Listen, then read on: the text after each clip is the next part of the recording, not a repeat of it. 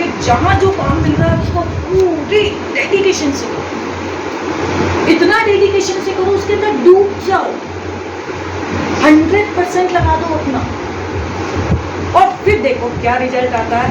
फिर आप चमक जाओ। आप सब चमकने वाली बेटियां हैं।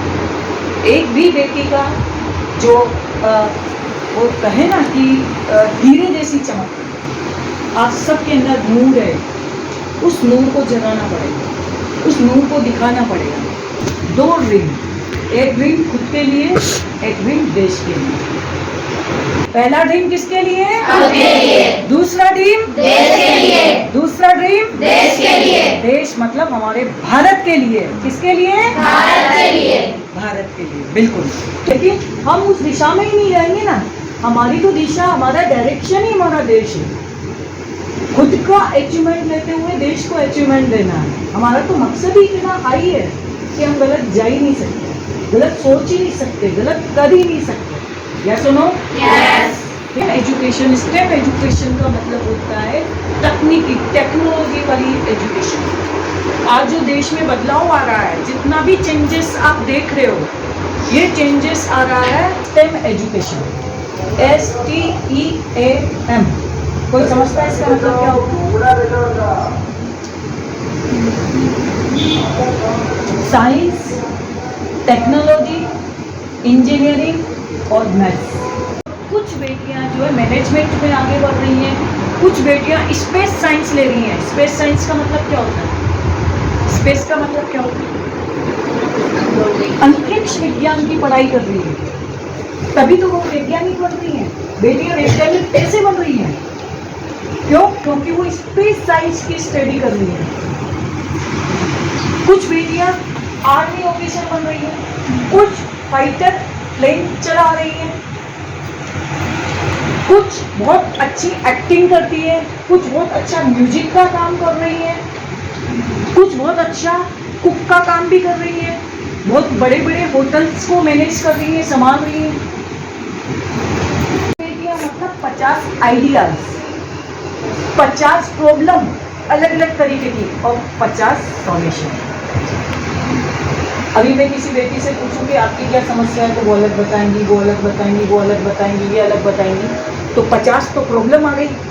लेकिन अगर हम सॉल्यूशन की बात करें कि अगर इनका समाधान क्या है, इसको कैसे हम मीट आउट कर सकते हैं, तो सबसे एक एक समाधान पूछेंगे तो समाधान भी कितने निकलेंगे? तो एक बेटी आई थी, लेकिन एक बेटी क्या लेके जा रही है? 50 प्रॉब्लम के 50 समाधान और एक नया आइडिया। या सुनो, यस। सही है ना? तो आप यहाँ हैं तो एक दिन अपने एक्सपीरियंस को भी शेयर करें एक दूसरे से कि मैं ये काम बहुत अच्छा करती हूँ और ये काम में मुझे थोड़ी दिक्कत है। मैं भी आपके जैसे छोटे से विलेज की लड़की हूँ, आपको तो यहाँ तक आने के लिए कोई दिक्कत नहीं आई, मुझे तो बहुत प्रॉब्लम का सामना करना पड़ा।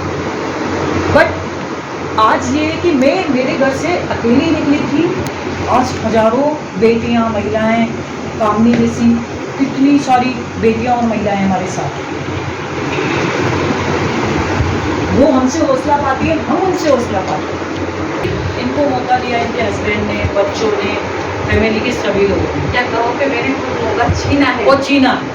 जब हम कोशिश करेंगे तभी लोग हमें मौका देंगे। खान में ऑल ओवर इंडिया में मैं घूम रही हूँ, ट्रेनिंग दे रही हूँ। मेरे खुद के अंदर आज 15 से 20 मैनेजर हैं और कोऑर्डिनेटर हैं और उनके अंदर ट्रेनिंग है। और सुंदर जीवन चाहिए, उसके लिए सबसे फर्स्ट है एजुकेशन, सेकंड है सेल्फ डिपेंड, थर्ड है सेल्फ कॉन्फिडेंस और फोर्थ है मैनेजमेंट स्किल। ऐसा नहीं हो कि थोड़ी सी प्रॉब्लम आई और अप डाउन हो गए, क्या करूँगी, कैसे करूँगी, ये तो मुझसे होगा ही नहीं, छोड़ो इसको, तो भागो। नहीं, हमेशा प्रॉब्लम आएगी, लेकिन प्रॉब्लम को आपको स्मार्ट तरीके से हैंडल करके और सॉल्यूशन निकाल के आगे बढ़ना। या सुनो, समझ गए? अगर मैं बैंकिंग में चली जाएगी, कोई चार्टर्ड अकाउंटेंट बन जाएगी, किसी भी अलग अलग सेक्टर में जाके जहाँ जो काम मिल रहा है उसको पूरी डेडिकेशन से करो, इतना डेडिकेशन से करो उसके अंदर डूब जाओ, 100% लगा दो अपना, और फिर देखो क्या रिजल्ट आता है। फिर आप चमक जाओ। आप सब चमकने वाली बेटियां हैं। एक भी बेटी का जो वो कहे ना कि हीरे जैसी चमक, आप सबके अंदर नूर है। उस नूर को जगाना पड़ेगा, उस नूर को दिखाना पड़ेगा, तभी आप आगे जा पाओगे। या सुनो, Yes. ठीक है। तो संघर्ष तो कुछ नहीं है, नथिंग। इसके बाद आता है कि अभी तो यहाँ जितने भी लोग अपन बैठे हैं 50 लोग, सब एक ही कैटेगरी के हैं, वो है फीमेल। हम सब महिलाएं हैं। लेकिन अगर आपके साथ इतने ही मेल हो तो आपका बोलने का, समझने का, देखने का नजरिया एकदम चेंज हो जाएगा। तो आप जब बाहर निकलोगी तो आपको वहाँ एक ही जैसे लोग नहीं मिलेंगे, वहाँ पे हर तरीके का व्यक्ति मिलेगा। जब मैं मेरे गांव से निकली और जब मैं फर्स्ट जॉब में थी तो पूरे ऑफिस में मैं अकेली लड़की थी। पूरे ऑफिस में लगभग 200 से 250 मेल थे और मैं अकेली फीमेल और आपकी एज ग्रुप थी। अब मैं करूँ क्या? वो सब मुझे गाइडेंस देते थे, क्योंकि महिलाओं को तो वैसे ही छोटा समझा जाता था। तो बोले इसको तो ये नहीं आता, वो नहीं आता, वो नहीं आता, कोई कुछ बोलता, कोई कुछ बोलता, मैं सबकी सुनती थी। पर मैंने एक रास्ता अपना रखा था कि मैं कभी किसी को रिप्लाई नहीं करूँगी, और अगर मुझे किसी को रिप्लाई करना है तो अपने रिजल्ट ओरिएंटेड करियर से करूँगी, अपने काम से, वर्क से करूँगी, अपने डेडिकेशन से करूँगी। ये मैंने कसम खाई हुई। मैंने आज तक 22 साल की जर्नी में कभी किसी को रिप्लाई नहीं की। ये मेरे साथ काम कर रही है, कितने 10-15 साल हो गए, इससे कुछ मैं कभी किसी अधिकारी को रिप्लाई नहीं देती।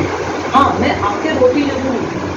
अभी मैं 20-25 दिन पहले एक काम के लिए गई, किसी महिला का कोई काम था, तो मैं जैसे ही आई, सर ने कुछ बोल दिया था तो मैं आ गई। मैं रोने लगी तो ये सब मैडम आज रो क्यों रही? तो आपको वहाँ एक ही जैसे लोग नहीं मिलेंगे, वहाँ पे हर तरीके का व्यक्ति मिलेगा। जब मैं मेरे गांव से निकली और जब मैं फर्स्ट जॉब में थी तो पूरे ऑफिस में मैं अकेली लड़की थी। पूरे ऑफिस में लगभग 200 से 250 मेल थे और मैं अकेली फीमेल और आपकी एज ग्रुप थी।